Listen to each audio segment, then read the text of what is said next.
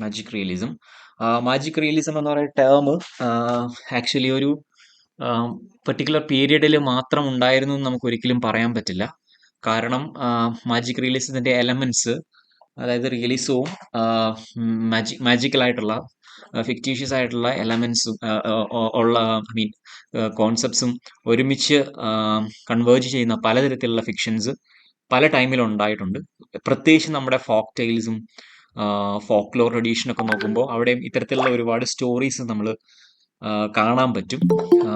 അതുകൊണ്ട് തന്നെ magic realism എന്ന് പറയുന്നത് ശരിക്കും ഒരു 20th സെഞ്ചുറി ഫിനോമിനൻ മാത്രമാണെന്ന് നമുക്ക് ഒരിക്കലും വാദിക്കാൻ പറ്റില്ല. പക്ഷേ ആ ഒരു ടെർമിനോളജി ഒറിജിൻ ചെയ്ത് വന്നത് ശരിക്കും ആ ഒരു ടൈമിലാണ്, അല്ലെങ്കിൽ അത്തരത്തിലുള്ള ഫീച്ചേഴ്സിനെ നമ്മൾ ഐഡന്റിഫൈ ചെയ്ത് ഒരു ഫിക്ഷൻ കാറ്റഗറിയുടെ കൂടെ ഐഡന്റിഫൈ ചെയ്ത് ശരിക്കും ആ ഒരു ടൈമിലാണ്. അതുകൊണ്ടാണ് നമ്മൾ മാജിക്കൽ റിയലിസത്തിനെ second half of the 20th സെഞ്ചുറിയിൽ ലൊക്കേറ്റ് ചെയ്യാൻ ശ്രമിക്കുന്നത്. So, coming to the historical background, the term magic realism originally applied in 1920s to a school of surrealistic German painters. Okay, ഇതിലെല്ലാം മേജർ ആയിട്ടുള്ള, നമുക്ക് നേരത്തെ കണ്ടതുപോലെ മേജർ ആയിട്ടുള്ള ഒരുപാട് ലിറ്റററി മൂവ്മെന്റ്സും തുടങ്ങുന്നത് പെയിന്റിങ്ങിൽ നിന്നാണ് പലപ്പോഴും.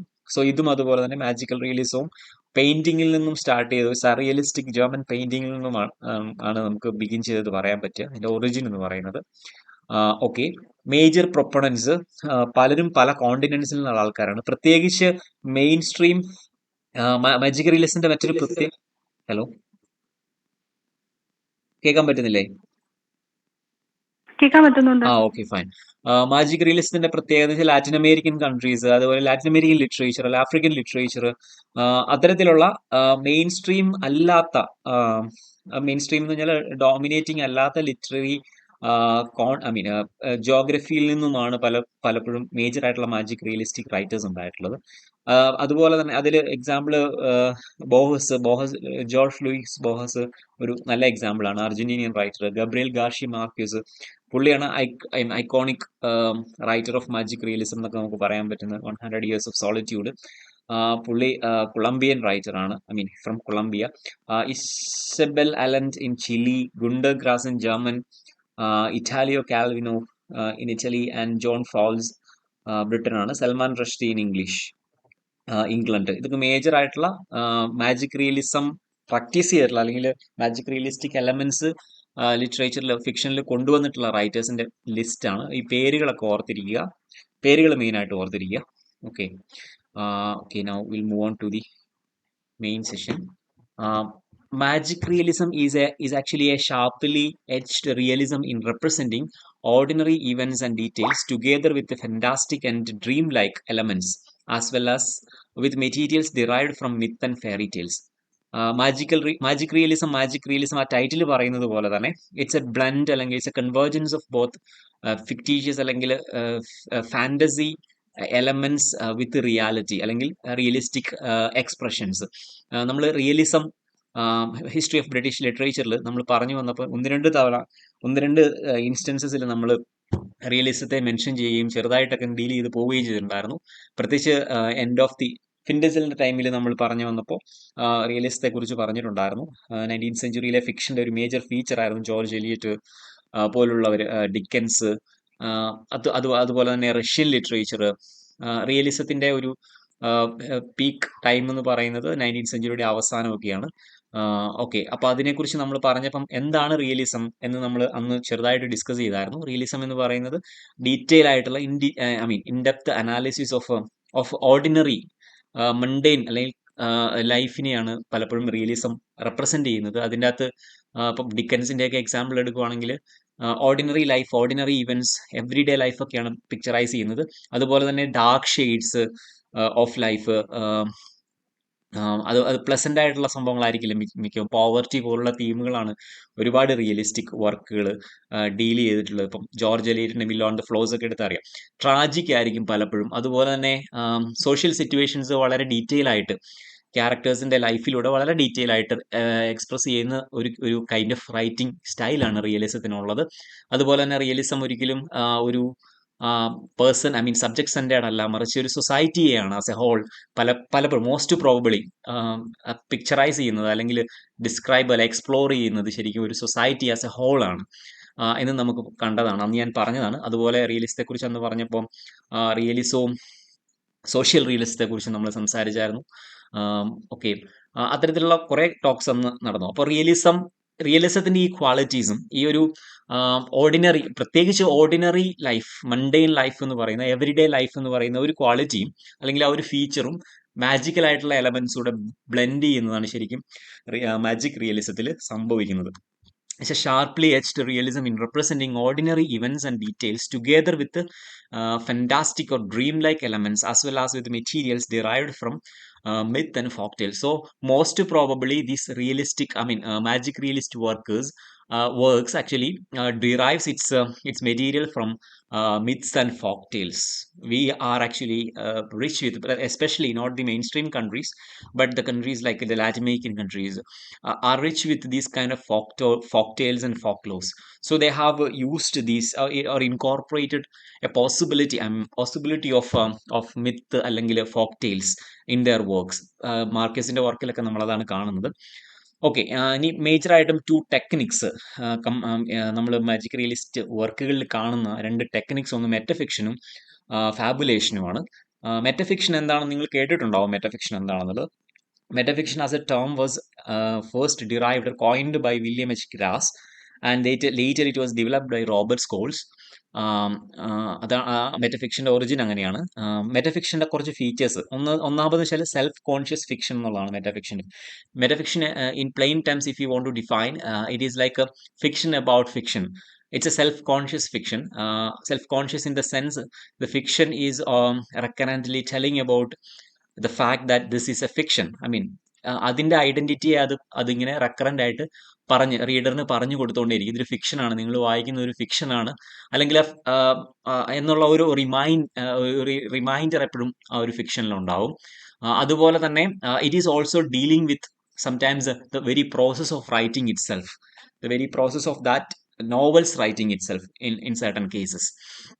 ഓക്കെ, അതുകൊണ്ടാണ് സെൽഫ് കോൺഷ്യസ് ഫിക്ഷൻ എന്ന് പറയുന്നത്. Metafiction is a form of fiction which emphasises its own constructedness in a way that continually reminds the audience to be aware that they are reading or viewing a fictional work. So ഈ ഒരു recurrent ആയിട്ടുള്ള ഒരു എന്താ equally frequent ആയിട്ടുള്ള ഇന്റർവെൽസിൽ ഇങ്ങനെ ഓഡിയൻസിനെ remind ചെയ്തുകൊണ്ടിരിക്കും, ഇതൊരു constructed work, I mean work that has been, this is a novel that you are reading, അല്ലെങ്കിൽ this is a fiction that you are reading എന്ന് പറയുന്ന ഒരു റിമൈൻഡിങ് എപ്പോഴും നടന്നുകൊണ്ടിരിക്കും.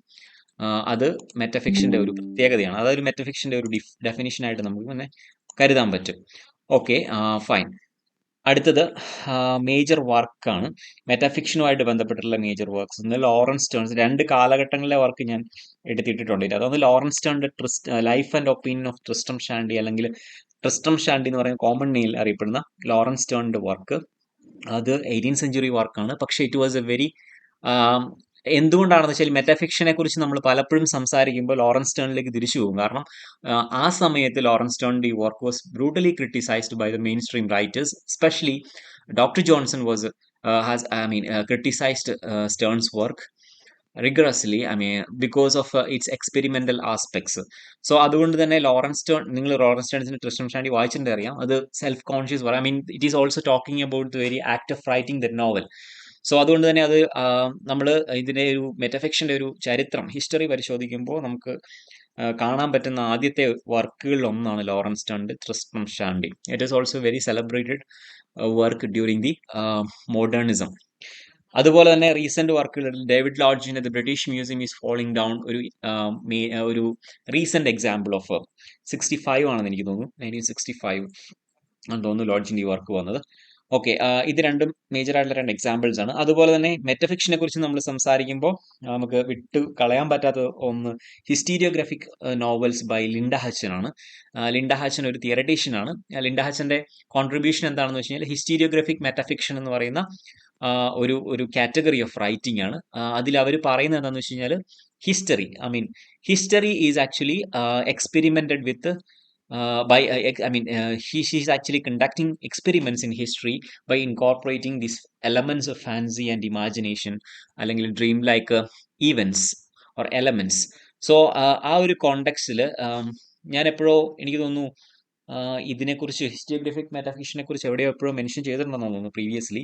പ്രത്യേകിച്ച് ഫോറസ്റ്റ് ഗംപ്, എനിക്ക് തോന്നുന്നു പോസ്റ്റ് മോഡേൺ ലിറ്ററേച്ചറിനെ കുറിച്ച് പറഞ്ഞപ്പോൾ, ലിറ്റററി ഫീച്ചേഴ്സിനെ കുറിച്ച് പറഞ്ഞപ്പോൾ ഞാൻ ലിൻഡ ഹച്ചനെ മെൻഷൻ ചെയ്തെന്ന് എനിക്ക് തോന്നുന്നു.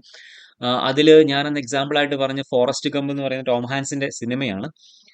ആ സിനിമയിൽ ഒരു കോണ്ടെക്സ്റ്റ് ഉണ്ട്, അതായത് വളരെ ഇമ്പോർട്ടൻ്റ് ആയിട്ടുള്ള ഒരു പൊളിറ്റിക്കൽ ഇവന്റ് നടക്കുമ്പോൾ അതിൽ ഈ ടോം ഹാൻസ് അതിലെ ഒരു ഫ്രെയിമിൽ ഭാഗമാവുന്നുണ്ട് ആ സിനിമയിൽ. അതായത് അതൊരു ട്രിവിയലൈസ് ചെയ്യുവാണ് ശരിക്കും. ഒരു ഭയങ്കര ഫിനോമിനൽ ആയിട്ടുള്ള ഒരു ഇവന്റിനെ ട്രിവിയലൈസ് ചെയ്ത് കാണിക്കുന്നതിന്റെ ഭാഗമായിട്ട് പോസ്റ്റ് മോഡേൺ ഫിക്ഷന്റെ അല്ലെങ്കിൽ പോസ്റ്റ് മോഡേൺ ടെക്സ്റ്റിന്റെ ഒരു ഫീച്ചറാണത്.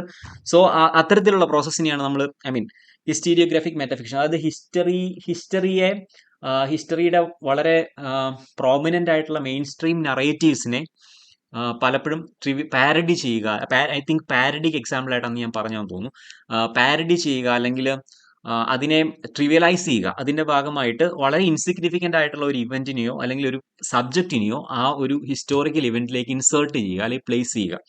സോ അവിടെ റീഡറിനെ സംബന്ധിച്ചിടത്തോളം he gets confused because he thinks he gets confused about whether this event is actual. This is a historical event, and at the same time this is not a historical event. It's a historical event which has been manipulated by the insertion of an artificial or a fictitious element.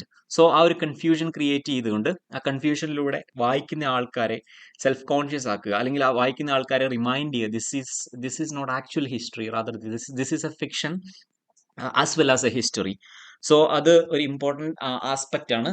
Magic റിയലിസ്റ്റിലേക്ക് വരുമ്പോൾ, പ്രത്യേകിച്ച് മെറ്റഫിക്ഷൻ എന്ന് പറയുന്ന കാറ്റഗറിയിലേക്ക് വരുമ്പോൾ നമുക്ക് Linda ഹച്ചനെ നമുക്ക് വിട്ടുകളയാൻ പറ്റില്ല. She is also very important theoretical figure ആണ്. അവരുടെ വർക്ക് തിയറിയാണ് ഹിസ്റ്റീരിയോഗ്രാഫിക് മെറ്റാഫിക്ഷൻ എന്ന് പറയുന്നത്. ഓർത്ത് വെച്ചോളുക. അടുത്തത് ഫാബുലേഷൻ ആണ് രണ്ടാമത്തെ ആസ്പെക്റ്റ് എന്ന് പറയുന്നത്. ഫാബുലേഷൻ എന്ന് വെച്ച് കഴിഞ്ഞാൽ it's a mode of free wheeling narrative invention ആണ്. അതിൻ്റെ example, fabulative novels violate in various ways standard novelistic expectations by drastic experiments with subject matter, form, style, temporal sequence and fusion of the everyday and fantastic, the mythical and the nightmarish, in rendering that blur traditional distinctions between what is serious or trivial, horrible, ludicrous, tragic and comic.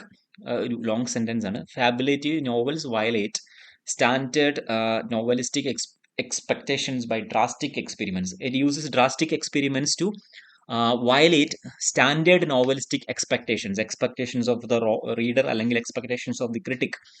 അതിനെ violate ചെയ്യുക. അതായത് ഒരു novel serve ചെയ്യപ്പെടുമ്പോൾ ഒരു റീഡറിന് expectation ഉണ്ടാവും, ക്രിട്ടിക്കിന് ഒരു expectation ഉണ്ടാവും. So ആ എക്സ്പെക്ടേഷൻസിനെ ബ്രേക്ക് ചെയ്യാനുള്ള ഒരു കപ്പാസിറ്റി ഉണ്ടാകുക, അല്ലെങ്കിൽ അത്തരത്തിലുള്ളൊരു എക്സ്പെരിമെന്റ് നടത്തുക എന്നുള്ളതാണ് ഫാബുലേഷനിൽ ചെയ്യുന്നത്, ഫാബുലേറ്റീവ് നോവൽസ് ചെയ്യുന്നത്. With subject matter they deal with these kind of experiments is actually done upon subject matter, form, style, temporal sequences, fusion of everyday. They are doing like fusion of everyday, fantastic, mythical and nightmarish. അതിൽ അങ്ങനെ ചെയ്യുന്നതിലൂടെ they blur the traditional distinction between what is serious or trivial, horrible or ludicrous, tragic or comic. So ഇത് പാരഡിയുടെ കാര്യത്തിൽ ഞാനത് പറഞ്ഞായിരുന്നു നേരത്തെ. Forest ഗംപിന്റെ കാര്യം ഞാൻ പറഞ്ഞപ്പോൾ പറഞ്ഞു, actually that event I was talking about in Forrest Gump is actually a big event, a phenomenal event with much significance. But see, by inserting a character who is very insignificant, who is very ordinary, who is very trivial and mundane, they are actually trying to make the boundary so liminal, so narrow. Boundary between these categories like serious and trivial, horrible and ludicrous, tragic and comic. So this is a kind of a transcending the boundaries or blurring the boundaries in order to make the reader confused. In order to make the reader confused about what is being read. അതാണ് ഫാബുലേഷൻ എന്ന് പറയുന്നത്. So ഈ രണ്ട് methods ആണ് main ആയിട്ടും ഈ magical റിയലിസത്തിൽ നമ്മൾക്ക് കാണാൻ പറ്റുന്നത്. അതുപോലെ തന്നെ മാജിക്കൽ റിയലിസം ഞാൻ ഇതിന്റെ ഇടയ്ക്ക് പറയാൻ കാരണം മാജിക്കൽ റിയലിസം ഒരു പോസ്റ്റ് മോഡേൺ കാറ്റഗറി ഓഫ് ഫിക്ഷനിൽ വരുന്നതാണ്. പോസ്റ്റ് മോഡേൺ ലിറ്ററേച്ചറിന്റെ പോസ്റ്റ് മോഡേൺ ലിറ്ററേച്ചറിന്റെ ഫീച്ചേഴ്സ് നമ്മൾ അന്ന് ഡിസ്കസ് ചെയ്തപ്പോൾ പറഞ്ഞ പല ഫീച്ചേഴ്സും ഈ മാജിക്കൽ റിയലിസ്റ്റ് ടെക്സ്റ്റുകളിൽ നമുക്ക് കാണാൻ പറ്റും. ഡീസെൻഡറിങ് നമുക്ക് പലപ്പോൾ സ്ട്രക്ചറലിസ്റ്റ് ഐഡിയ ഓഫ് ഡീസെൻഡറിങ് കാണാൻ പറ്റും. സബ്ജക്ട്സിനെ ഡീസെൻഡർ ചെയ്യുന്ന കാണാൻ പറ്റും. അതുപോലെ തന്നെ ഇപ്പോൾ ഹിസ്റ്ററിയും ഫിക്ഷനും തമ്മിലുള്ള ബ്ലെൻഡിങ്ങിലൂടെ ജാനറുകളെ ട്രാൻസെൻഡ് ചെയ്യുക, ജാനറിക് ഡിഫറൻസസിനെ റീഡിഫൈൻ ചെയ്യുക. അതുപോലെ തന്നെ മറ്റ് ലിറ്റററി ഫീച്ചേഴ്സ് ഉപയോഗിക്കുക, മെറ്റഫേഴ്സിന്റെ ഉപയോഗങ്ങൾ, അതുപോലുള്ള ഒരുപാട് കാര്യങ്ങളിൽ ഈ മാജിക്കൽ റിയലിസ്റ്റ് ടെക്സ്റ്റ് ഒരു ക്ലാസിക്കൽ പോസ്റ്റ് മോഡേൺ ടെക്സ്റ്റ് ആയിട്ട് നമുക്ക് പ്രസന്റ് ചെയ്യാൻ പറ്റും. Okay, with that magical realism ends. Actually detail ആയിട്ട് മാജിക്കൽ റിയലിസം പഠിക്കേണ്ട ആവശ്യമില്ല, കാരണം ഇത് ഞാനിപ്പോൾ എടുത്തേക്കുന്ന നോട്ട്സ് ഗ്ലോസറിയിൽ നിന്നാണ്. ഗ്ലോസറിയാണ് നിങ്ങൾക്ക് റെഫറൻസ് ആയിട്ട് തന്നിരിക്കുന്നത്. അതിൻ്റെ അകത്തെ മേജർ ആയിട്ടുള്ള പോർഷൻസ് ഞാൻ എടുത്തിട്ടുണ്ട്. അപ്പോൾ ഇതിൻ്റെ അകത്ത് നിങ്ങൾ ഓർത്തിരിക്കേണ്ടത് മെറ്റാഫിക്ഷനെ കുറിച്ച് ഓർത്തിരിക്കുക. പിന്നെ ഹിസ്റ്റോറിയോഗ്രഫിക് മെറ്റാഫിക്ഷൻ, ലിൻഡ ഹച്ചൻ, ആ പേരുകൾ ഓർത്തിരിക്കുക. ഫാബുലേഷൻ എന്താണെന്ന് ഓർത്തിരിക്കുക, ആ ടേം ഫെമിലിയറൈസ് ചെയ്ത് വെക്കുക.